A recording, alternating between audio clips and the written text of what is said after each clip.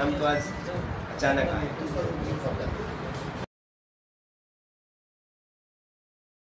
हमारे जो आयुष के विभाग हैं, आपके आयुर्वेद, होम्योपैथ, यूनानी पद्धति के जो अस्पताल हैं, उनको देखना, उनको जो जर्जर है उन सब की मरम्मत के लिए भारत सरकार, उत्तर प्रदेश की सरकार एकदम तत्पर है कि हमारा कोई भी अस्पताल ऐसा न हो जिसकी स्थिति खराब हो। उन सब के लिए अगर वो हमारी ज़मीनें, हम लोगों ने जिला प्रशासन से, अपने जनप्रतिनिधियों से, गांव के प्रधान से लेकर वीडियो तक सबसे ज़मीनें मांगना शुरू किया है।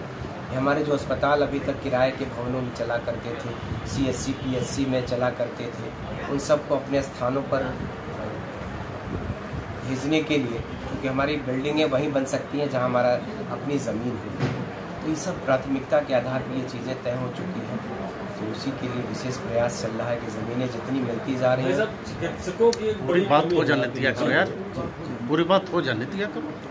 चिकित्सक की कमी, क्योंकि हमारे यहाँ जो लोक सेवा आयोग से हमारे डॉक्टर्स और फार्मासिस्ट की नियुक्तियाँ होती हैं, चाहे वो आयुर्वेद के चिकित्सा अधिकारी हो या होम्योपैथ के हो और यूनानी के हो। अभी जैसे तत्काल 25 अधिकारी मुझको यूनानी के चिकित्सा अधिकारियों की पोस्टिंग लोक सेवा आयोग ने किया है।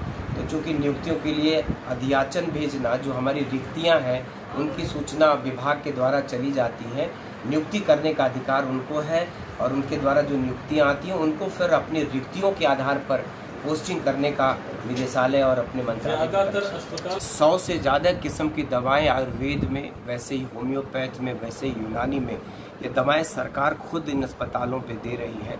आपने देखा कि कोरोना के इस कठिन समय में कैसे हिंदुस्तान ने अपने आयुष के काढ़े के द्वारा आयुष कवच ऐप से 26 लाख परिवारों के लोग जुड़े हुए थे, जो योगा करते थे, जो एहतियात के बारे में उनको समाज जागरूकता के लिए बताया जाता था।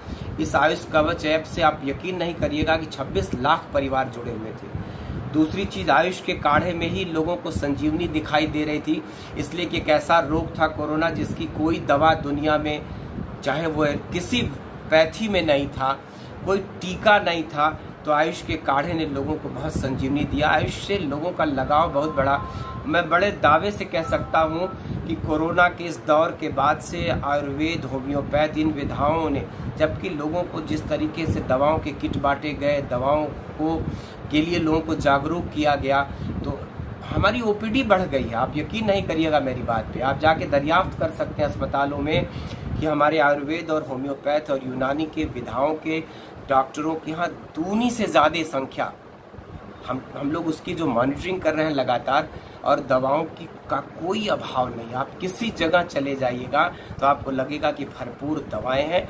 किसी को बाहर की दवाएं लिखने के लिए एक दिन ऐसा आएगा कि वो बाध्यता भी खत्म हो जाएगी और सारी दवाएं सरकार उनको खुद उपलब्ध। मैंने आपने जिक्र किया, खुद आपने कहा कि ये भारत सरकार माननीय नरेंद्र मोदी जी की प्राथमिकता है, ये उत्तर प्रदेश के भी मुख्यमंत्री योगी आदित्यनाथ जी की प्राथमिकता है। योग से व्यक्ति जब निरोग होगा तो फिर इन अस्पतालों में जितनी तरह की दवाएं मिल रही हैं उसको फिर बाजार पे आश्रित नहीं रहना पड़ेगा।